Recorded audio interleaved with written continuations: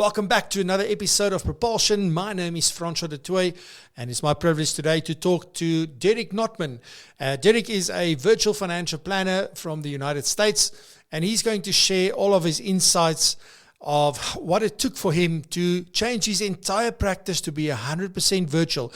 Derek strongly believes in the fact that virtual is the future for financial planning. And in fact, he has gone as far as to create a system for financial advisors about how they can do the same and implement or change their practice from being face-to-face and in person to at least a semi-virtual practice, or if you want to, a complete virtual practice. We get into a whole host of things about like what was his practice like before he did this, how his existing clients reacted when he started to do this, what is it that got him to do it in the first place, and knowing that he know what he knows now, how would he go about doing this again if he had to start today to move his practice from being in person to a virtual practice. And then be sure to listen to this episode until the end, because I'm going to talk to Derek about the system that he created called ConneqtorVAS. That is Conneqtor. And that is a system that he designed for financial advisors to help them move from in-person to virtual. So join Derek and I on the other side. I will see you there. Don't go anywhere. Here we go. This is Propulsion, the financial professional's catalyst to exponential growth. Are you a driven and ambitious financial professional, but you are finding it hard to break through to the next level? Or are you struggling to build and run your practice successfully? Join Francois de Tooy, a leading consultant and trainer, as he interviews not only the experts, but also people you have never heard of before, but who have done amazing things, about how they run their practices, the challenges they face, how they overcome those challenges, their failures, which tech has improved their business, how their revenue models work, and other practical aspects. We go deep so you can learn as much as possible. And here is your host, Francois de Tooy. Today my guest is Derek Notman. Derek is an advisor in the United States, and he runs a 100% virtual practice, which is something that I'm extremely interested in. And he's also developed a system where he helps other advisors do exactly the same. But on that note, Derek, welcome to Propulsion. Yeah, thank you so much, Francois. It's brilliant to be here. I appreciate it, especially for the time change. So glad we can make this work. Yeah, awesome. Yeah, so I'm a virtual CFP. Just a little bit of backgrounds for your viewers. My mom actually grew up in South Africa, so love South Africa. It's very near and dear to my heart. And I was actually just there in March, right before lockdown. I was there when Ramaphosa announced on television that they were locking the country down. I was flying out that evening, so really good timing.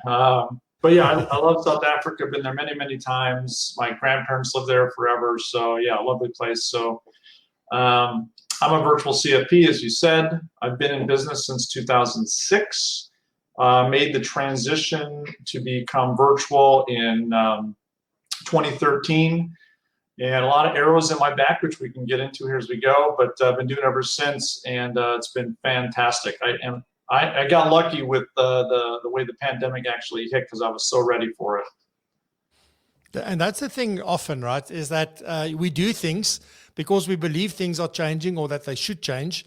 And then you find yourself just like a lot of people will say, Derek, you were lucky. I don't think Derek was lucky. I think Derek just had the foresight to see it's going to change. We just didn't know that it was going to be so quickly because of an epidemic. So I think from that point, it's really, really interesting that you hear a lot of people will say like, you got lucky, and he was so lucky that he was ready for this. And then at the end of the day, you've been telling people this for a long time, guys, you got to change, and they didn't listen, right? This is so true. Yeah, it's been changing for a long time, as you're right. What do they say? Luck favors the prepared. So I did get lucky with how things turned out, but because I was prepared, I was able to take advantage of it. And for some time, I've been preaching like, hey, like this whole thing, this industry has to evolve. It's not 1985 anymore. People don't want to work this way. And it took some time, obviously, to get that word going. And COVID just sped up the whole thing. So now people are much more receptive to it than they ever were in the past. Yeah, but Derek, let's go back to before this, because you started in 2006 and then you had to like sort of, I mean, you obviously did what we all did as financial advisors back in the day, I guess, and you were running like a brick and mortar kind of Yeah. setup, with a team and an office and all of that good stuff. And the bigger the office, the more successful you are and all that good stuff. So talk us a little bit through what life was like in your practice before you got to 2013. Yeah, So how did it work? What was the things that was frustrating you? You know, what worked well? Because I mean, I guess there would have been some things that worked well. So let's talk a bit about that. yeah. So when I came in, I was taught to cold call. I was taught to walk around or drive around and walk into businesses completely cold and try to get an appointment. I was taught to do, evening and weekend appointments. These were just all those things, and it was all really more product focused versus process or planning focused. So not only has there been this shift to more of a virtual model, there's also a shift from product to planning, which is terribly important. So yeah, early on, I mean, like my weeks were, I was working 60, 70 hours a week, driving 10, 20, 30,000 miles a year easily. A lot of evenings, a lot of weekends. And I had success doing it. I just did what I was taught, and it has worked for a long time. So I just did what I was taught and made some good money doing it. And as that success continued on, I started to really build a practice. The more successful advisors around me, both locally and just across, the world, were ones that typically had a big office, multiple staff, nice conference rooms, all of that stuff. I'm like, well, I guess that's what they do, so I should do that. So I bought an office building with another advisor, and ended up having multiple in-house staff. And I mean, it was okay, but no one tells you about all the stresses that come with it and all the extra expenses that come with running an operation like that.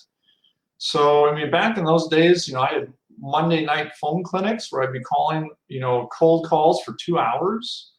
Do that a couple times a week, driving around. Everything was on paper. Yeah, it worked, but it really starts to suck the life out of you. It's a bit soul crushing. I was just talking to a new advisor friend of mine yesterday, and she's like, Derek, I'm burned out. I'm tired. I'm not happy Monday morning to go to work because of the way I'm doing all this stuff. And, so we had a conversation about how that, the virtual model, at least in my opinion, was a bit of a solution there. But I'm not the only one feeling this. I just got, at one point I got tired of it. I'm like, I got to do something about this. And it was this perfect storm of events that happened. I moved my family across the country for a business opportunity that blew up a month after I got there. My son was just, it was barely 2 years old at the time, so I was missing time with my family. I wasn't getting to travel as much as I do, or as I love to do. So there's all these things that happen, plus like just the internet and digital marketing and all these things, like there's got to be a better way.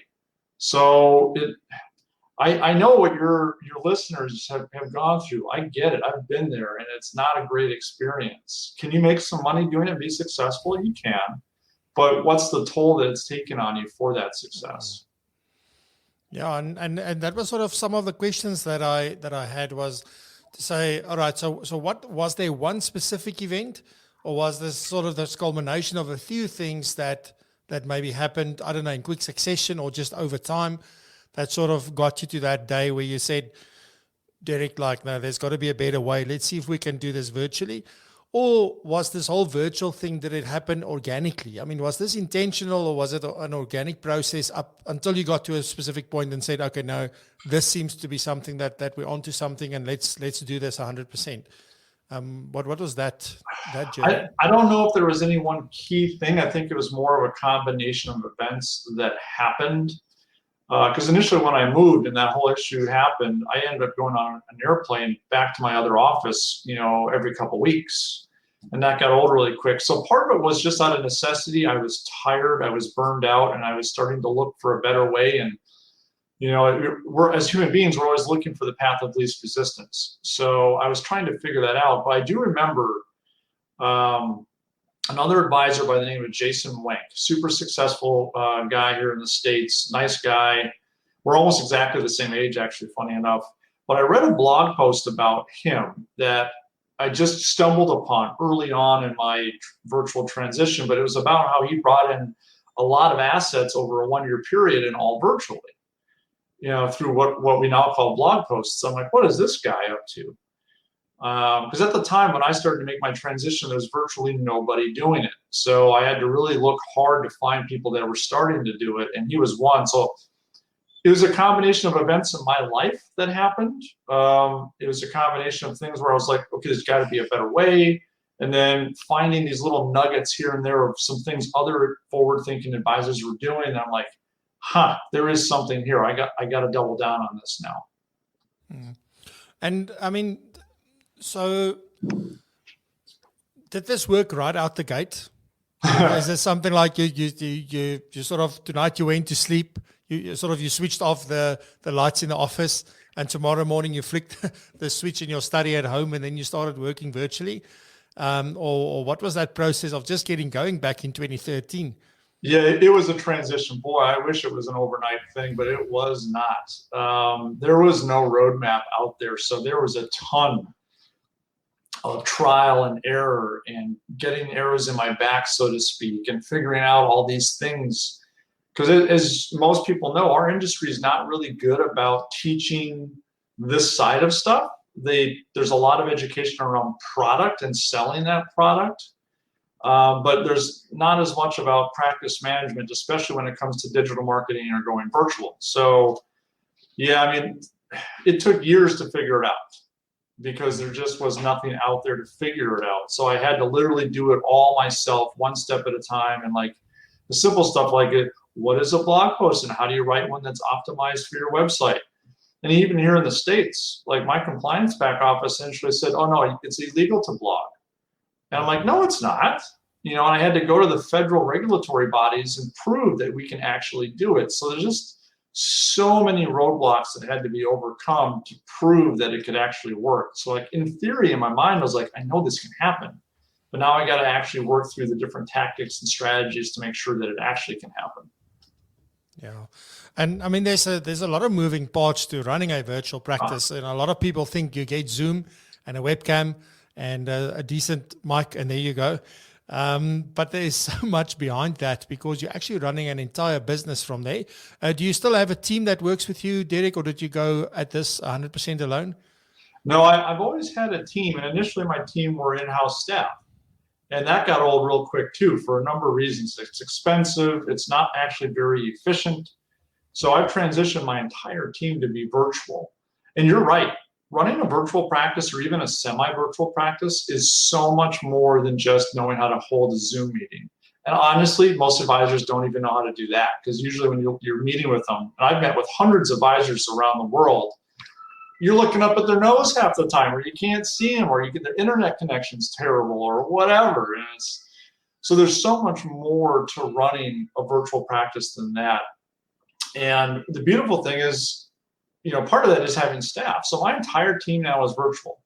And it's funny, my whole digital marketing team, they're based in Cape Town, right? Yeah, so it's brilliant, right? So I've got wonderful people around the world helping me on my team to just pursue this vision and at a fraction of the cost of what a traditional advisor would be doing. Yeah. Because I guess, maybe we shouldn't say this, but maybe your digital marketing got cheaper as the Rand weakened thanks to everything that's going on. So that's a benefit until that turns around. But so let's talk just briefly about, or maybe in a bit more detail about how does this work? I mean, there are so many moving parts. When you have a business, you got to think about your value proposition. You got to then do marketing. Then you got to sell. Whether it's financial planning or a product or whatever it may be, there's got to be an element of sales because people don't act out of their own accord mostly. So we got to get them to take action. And then we got to deliver on what we promised we were going to do. And we got to manage, the finances in the business. So there's a whole lot of moving parts to just run this business. So maybe what is this model that you've built? How does it work? What are all the different moving parts that one would need to consider if you think about going to go virtual? Yeah, thank you. Yeah, so there are a ton of moving parts, and just to give advisors an understanding, like I initially built my virtual practice for me, so I could have a better life-work balance. I could be with my son, my wife. We could travel. I could create a mutually beneficial experience where it was great for me, but also great for my clients. So that's what was my motivation, inspiration initially, and then after figuring all that out, I had a bunch of advisors start to ask, well, how did you do this? How are you doing everything virtually? So when you look at a virtual practice, there's so much that's tied together that has to work together in concert. Everything from going back to the basics of who are you as an individual outside of your business? What are your own personal hopes, dreams, and goals?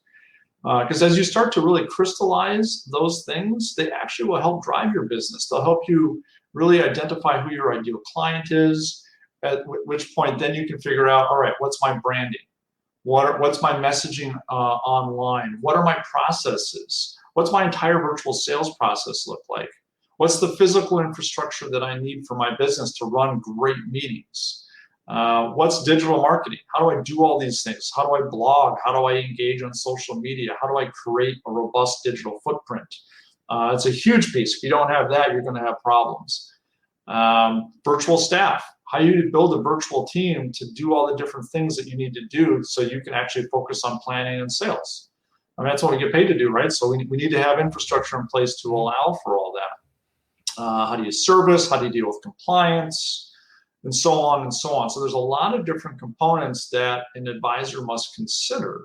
And it may sound like a lot, and it kind of is, but it's simple if you just follow it in a certain order and build the business intentionally. If you're thinking that you can just all of a sudden shut your office down with the flick of a switch and get a Zoom meeting set up, you're in for a rude awakening. Clients are going to start coming in the door. But if you build this thing correctly, clients actually really do start coming to you. I call like an inbound sales machine where people actually are contacting you to do business. So I could go on and on and on, Francois. I love this stuff, and there's a ton there. But I mean, this is one of the reasons I created my system. Is I had so many advisors asking, well, how do you do all these things? I'm like, I'll put my entrepreneur hat on. I'm like, off I go. Let's do this. Let's help out the advisor community now. Yeah, and I'm going to talk a little bit about that, at closer to the end. But I want to know, like, when you started doing this, how did your existing clients? Because often, it's one thing. Like, I don't know, in the last few years in South Africa and across the world, I mean, we've been talking about going from a commission-based revenue to more fee-based, and some advisors took the leap to go fee only. So that's one thing. Now it's going from in-person to virtual. So it's all these things like, and it feels like, I don't know, often it feels like these things are on the opposite sides of the scale. So it is, and I think a lot of people also think that if you do the one, you can't do the other one, which is also something that I don't agree with, because you've got to figure out what works for you. There are just some people who are not going to adapt to a virtual world. They will never get comfortable, no matter how much they practice, but that shouldn't be the reason that you don't do it. Because I think clients will drive this. And that's the thing that we need to understand, that clients are the ones. And here's the thing that I've said in a few other episodes and a few other discussions and videos and things that I've done, is that this is all about clients experiencing certain things in other industries, not even in financial services. And now they come to financial services and say, but guys, why are you not doing this? Yes. Yeah. So how did your clients, your existing clients, we'll get to the new clients, but the existing clients, how did they react when you told them, listen, I'm going to go virtual? Well, funny enough, I didn't tell them. I just did it. and that was somewhat strategic because I was deathly afraid that all my clients would just leave me. So I'm like, well, what if I just don't tell them and then just start doing more and more virtual? And long story short, I lost one client because of it. Everyone else stayed with me. Everyone enjoys the experience. They appreciate the savings of time and money. I've been able to lower my fees that I charge my clients because of it, because my overhead's so much lower. So it was actually really easy, and now it's just easier and easier conversation. And I think your point about what else is going on outside our industry is spot on. The world has changed. I'm sure a lot of you are familiar with the dating website eHarmony. We've been dating online since 2000. I believe they started in 2000 or late 90s. So we've been doing it for 2 decades, right? We do our banking online. We can buy our groceries online. We can talk to our doctors now virtually. So, I mean, Amazon, we buy everything else on Amazon. So it's really interesting. I was speaking at that, as I mentioned earlier, the Riskalyze Fearless Week conference 2 weeks ago. And one of the examples I used was Audi, the German car manufacturer, is right now testing a pilot experience in London where the entire car buying experience is virtual. You actually don't get to go into a showroom anymore. The entire thing is virtual. They've got it all set up. So everything else in our world has gone this way. So it's time for our industry to do the same. Now, not everyone is always going to want to do virtual. It's not an all or nothing type of thing. There's going to be a sweet spot and a balance between the two. Part of that, though, is going to be dependent on the advisor. Well, some advisors are just uncomfortable with it. If the advisor's uncomfortable, the client's never going to be happy doing it. So advisors have to get comfortable with this.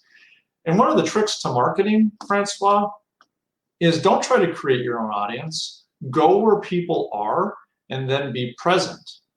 And for example, Google processes over 3.5 billion searches a day.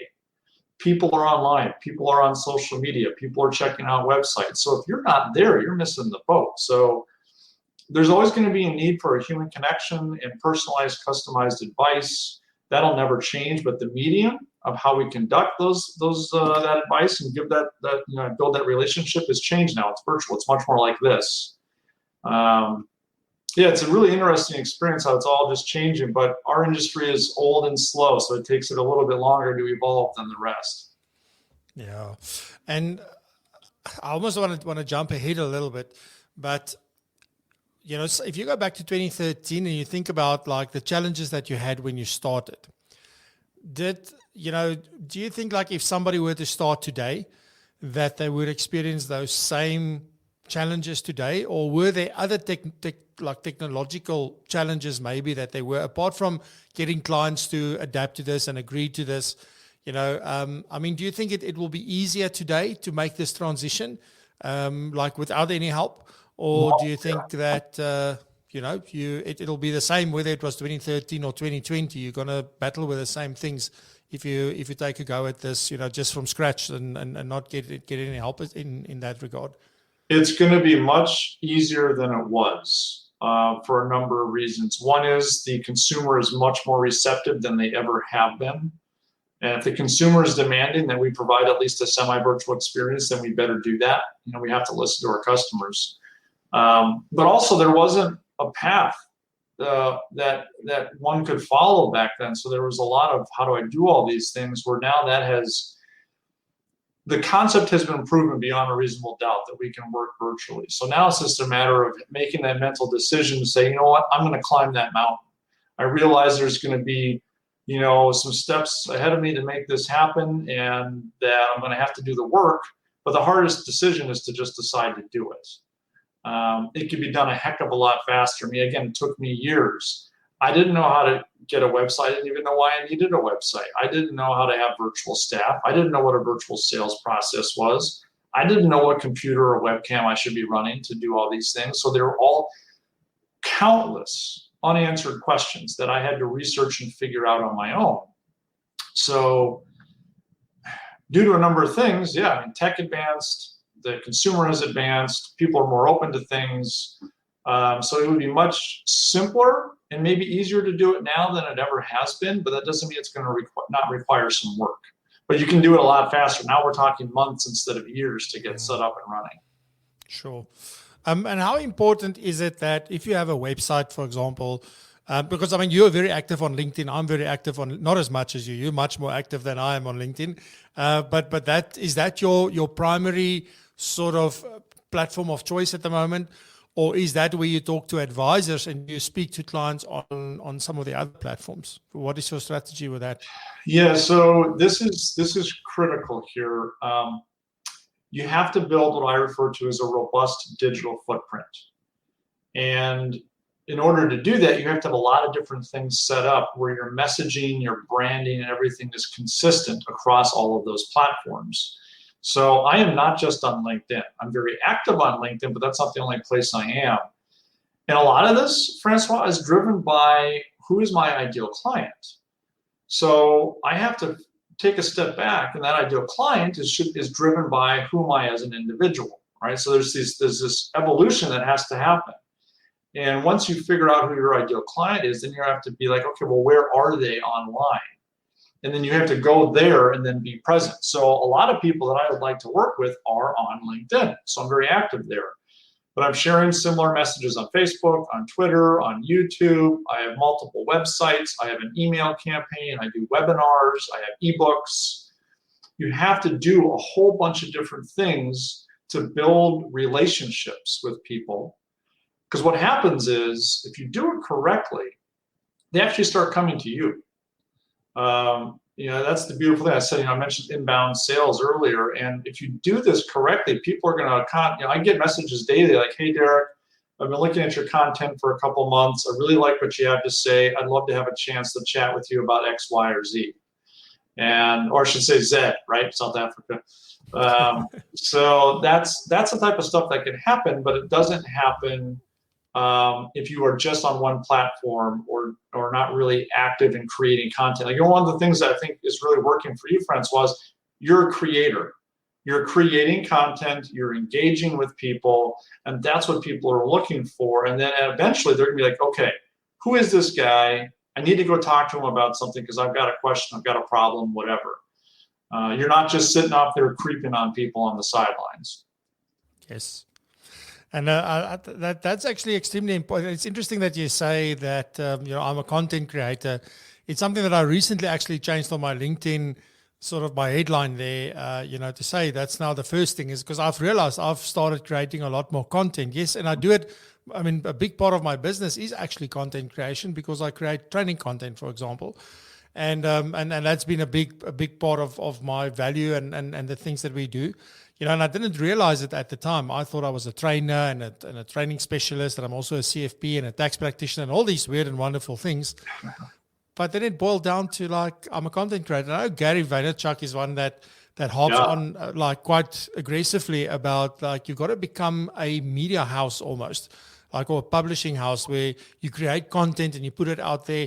That's the new way of marketing. So do you subscribe to the same sort of notion, or do you have a bit of a different view than him? No, I totally agree. You have to create content, create things that don't exist.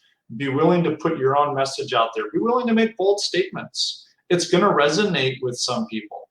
And the beautiful thing about this whole digital marketing thing that we're doing is, if you build it correctly, it's like this massive filter. It'll filter out all the people that you would never work well with in the first place, but the people that get through that filter are ideal clients. So it works beautifully for so many reasons. But if you don't create content, you're just kind of there scrolling, people don't know who you are. And we're all bombarded so much already that you've got to consistently create great, engaging content that people are like, I love this. I love this guy. What's going on here? And it just gets them to think. And then eventually, it might be a month, it might be a year, but eventually you're like, I got to talk to them. Yeah. And you know what? I mean, I started my virtual coffee show in March this year, just a week before lockdown in South Africa. And the whole reason why I started it was just to give myself purpose and to get myself, because I was so anxious. I can't even tell you, because I had no idea what to expect, what's going to happen to my business, what's going to happen to anything. And I've been toying around with this idea of going live since, it's been 2 years almost, but we never had the infrastructure to actually do it because we didn't have fiber, we didn't have all the broadband and things that we needed. And that came then last year in August. And then still, it took me quite a while to take that step. And then initially I started going live every single day. And I said to somebody on the weekend actually that I think I created about 5 years worth of content in 3 months. That's what I've done, because we've gone live every single day for an hour, just pouring my heart and soul into, like, sharing every single thing that I know. And it's amazing what is now happening. It was never my idea. It was never even the intention. I just wanted to learn, number one, how to do this. And secondly, I needed to keep myself busy. And it very then quickly started becoming sort of a community. And that's the thing, so if you do it consistently, because that's the other thing that I see a lot of people do, and then maybe we're digressing a little bit, but they get onto LinkedIn or social media, and then they have this, like for a month, they're everywhere, and then they disappear because it's a lot of work. And it's not hard to keep on coming up with ideas and topics and things like that. And I think that is where people lose out. It's a long game. It is not I need clients, let me write 2 articles and then see what happens everybody's going to flood my inbox. It just doesn't work like that. No. I mean, how long did it take for you to sort of, set your footprint and really started to get traction? How long did that take you when you started? Yeah, initially I was writing all my own content too, all my own blogs. And a blog is a lot of work if you're going to do it correctly. And again, part of the challenge was I didn't know what a blog was. I didn't know how to format it. I didn't know what a podcast was. I didn't know how to get a good website. I didn't know how to interact on social media. So a lot of it was just major learning curves that I had to get through and actually bust some myths that I just, assumed were the way things were. But I'll tell you, just like since September, October of last year, I just made a double down effort on LinkedIn to see what would happen. And my connections have grown exponentially, and they continue to do so every day now. I've been able to exponentially increase my reach just to people. I've written business and gotten new clients because of it. So if you're willing to put in the time, then it's worth it. It's worth it. You're only going to get out of it what you put into it. So you have to be thoughtful about that, and don't do what so many do. I write about this often on LinkedIn, but so many advisors will just send a cold, direct message and like asking for a meeting right after. Like I had one last week from another advisor to me. Hey, Derek, I want to know about your retirement account. Let me know, I'm here to help you. I'm like, I don't even know who you are. You didn't even use my name. Like, people don't want that. So there's an opportunity to do it correctly, but you got to know what you're doing. It's going to take some time though. You're right. It's not an overnight thing, but if you build it correctly, as Gary Vaynerchuk's book, have you read the Jab, Jab, Jab, Right Hook? Every advisor should read that because I do that. Even for my connector business, the system I have, that's what I do. I do a lot of jabs, and once in a while I'll throw out a right hook, and every time I've thrown a right hook, I've gotten sales. So if you do it correctly, you build trust and transparency online, you let people get to know you, it's amazing what can happen. Yeah. So for those that don't know what jab, jab, jab, right hook is, it's basically what Gary is saying, that you gotta give value, and then ask, and then provide value, and ask. That's basically his sort of thing. And I think it's a very interesting, I always remember, it's the one thing I can remember, like jab, jab, jab, right hook. And it's such a nice sort of concept just to remind you that you need to give. And I think what it really boils down to, if you look at it at the basic level, is that it's relationship before business. Yes. It's relationship before. And I think you wrote about this the other day on LinkedIn, because I saw people are really getting on your nerves with just sending their sales pitches and stuff once they connected. And I also, sometimes I get those things, I go like, chap, did you even read my profile? Did you even see what it is that I do? It's just like, it's just one after the other, and it's crazy. But yeah, so if I wanted to go virtual today, if I decided in my practice, so let's just say that I've never done this. So yeah, I've had the odd Zoom meeting, or I attended a webinar, or I've got some idea of what it's about. And obviously, I think why things have progressed so quickly now recently with the pandemic is because everybody also now has to use these kind of things at work. So they get exposed to it so they're being forced from that perspective. So it's not so much advisors forcing them. It is more a case of, the clients are in the work that whatever they do, they now have to have team meetings or Zoom meetings or Google Meet or whatever. So that's why they're getting more open to this kind of thing. But maybe three steps as a start that you would say, well, look at these 3 things when you want to go into, if you want to decide that you want to bring virtual as part of your offering. Let's just say you don't want to go 100%, but you definitely want a hybrid kind of practice. What are the maybe 2 or 3 steps that people can get started with? That's a tough one because there's so many things. So I think one I piece know. you have to address that is, I mean, this is part of the reason I created my system, Francois, is because it's not a simple like boom, boom, here, off you go. I would say one piece though is you got to have the right physical infrastructure in place. Everything from webcam to computer and so much other stuff that needs to be in place to really do it correctly. What's the right digital infrastructure? You know, digital infrastructure is different than digital marketing. You can't market if you don't have the right infrastructure in place. So I think that's something else that they would have to get up and running with. There's so much. It's a challenge to boil this down. I would say also having a defined virtual sales process. You have to have this funnel that you take people through that's still highly personal and customized, but all virtual. And you have to be able to create this amazing experience. So those would be some of the nuggets I would throw out there that advisors definitely need to think about if they're going to be successful. And a lot of advisors I've helped, they just want the semi-virtual experience. Maybe they have a segment of clients that just doesn't want to meet in, virtually. That's fine. But even going semi-virtual, you can drastically reduce your overhead. You can meet with more people. You can be more efficient. But we have to remember, you're also going to have a better life. You're going to have a better quality of life where you can spend more time with your family, spend more time with your kids, or do whatever it is that you want to do. And I think that's extremely important. I actually just wrote about this today on LinkedIn post.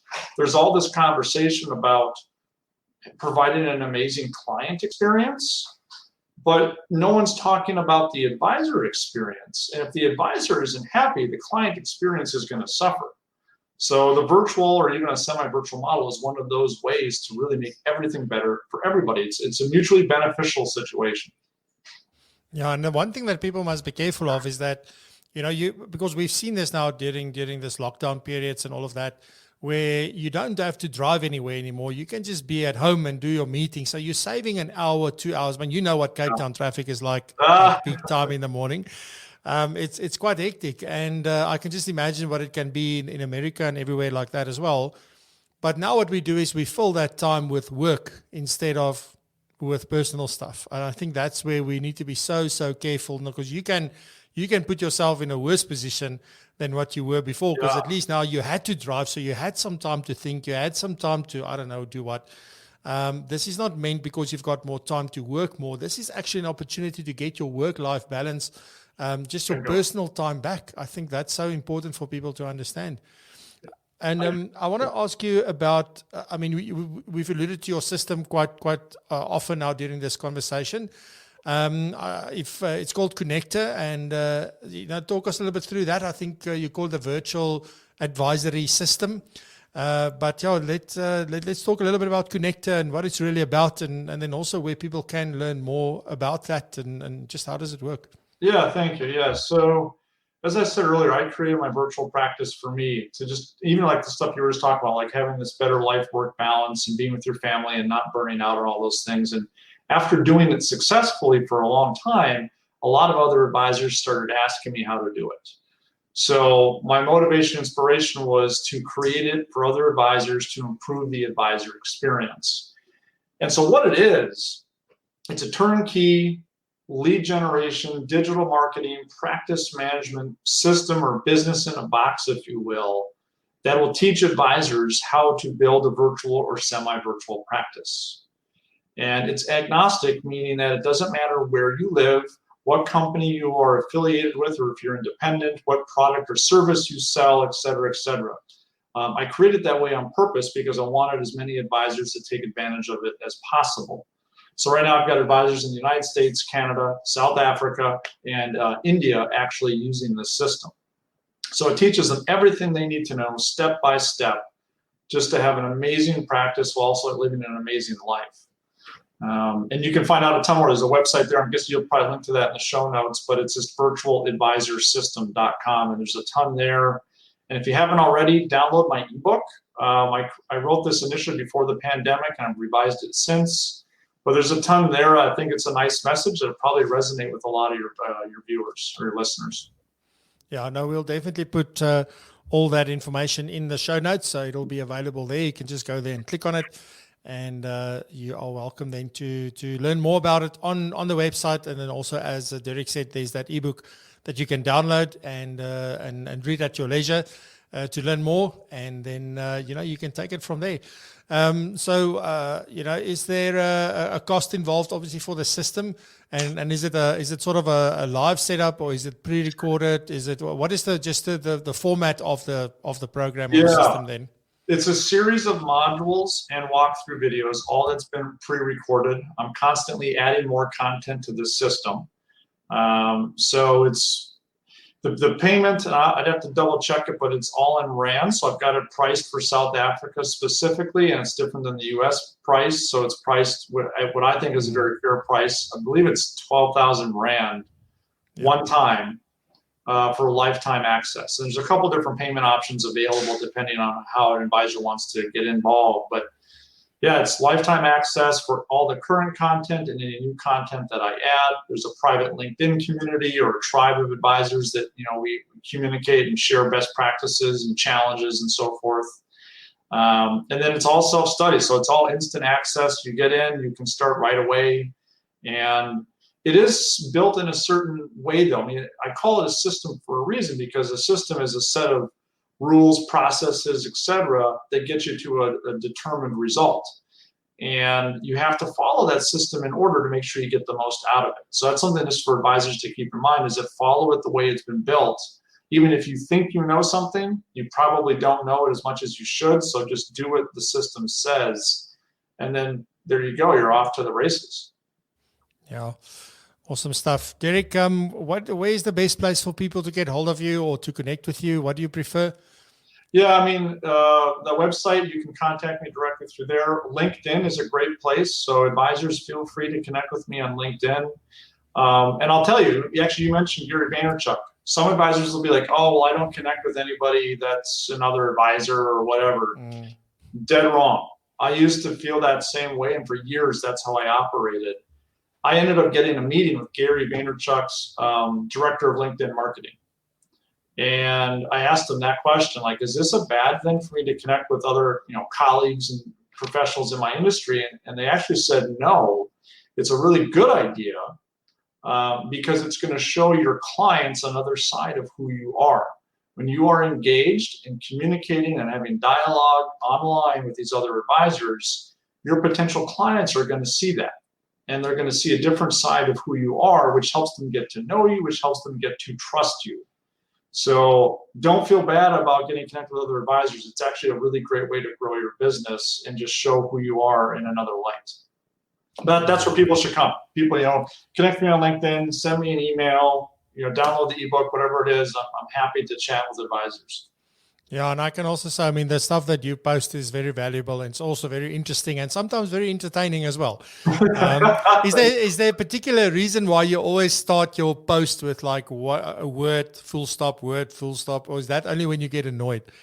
That's when I'm really annoyed. One of my best posts ever, I think, was "Please stop pitching me." And it was period, space. That one took off. That one went viral. Got a lot of views and engagement on that. But even the way I structure those, like I've learned over time how to write a better post that gets people in. And I just had someone yesterday. He's like, Derek, I'm almost annoyed at how you write your posts because I read a little bit, but then I have to click more to read more. And next thing I know, I'm committed. I got to read the whole thing. So it works. That's the beautiful thing about social media. Is you can test a theory, a strategy, whatever you want, even content. You can test it and instantly get results and feedback, so you know if you should make changes or not. Yeah, that's amazing. So definitely follow Derek Notman. So his surname is Notman. You can just go search for him on LinkedIn, connect there, and through there you will also find all the other wonderful things to connect to that. I know in your summary of your profile, there's a lot of links there that one can find out more. Yeah. You also got a specific blog, and all of that. So I want to invite you to connect with Derek. You're also welcome to connect with me on LinkedIn. So just Francois du Toit, and we can definitely connect there and have some more conversations. Derek, from my side, thank you very much for your time and for joining me. I deeply appreciate it. And any last words from you before we go? No, thank you so much, and thank you for all the listeners out there. South Africa holds a special place in my heart, so it's great to, I haven't met people yet, but it's great just to, kind of get that experience and connect with advisors down in South Africa. So thank you, and this has been an awesome experience, and your viewers are lucky to have you, let me tell you. No, thank you very much. I appreciate it. Derek, good stuff. I'll see you around. Thank you. Have a nice day, and we'll chat soon. Yeah, cheers. Bye, donkey. Totsiens. Thank you, Derek. Thank you for listening to Propulsion. If you found this episode valuable, please subscribe and leave us a review on iTunes or your favorite podcasting platform. This will help us tremendously. For more about Propulsion and other valuable information, please visit our website at propulsion.co.za.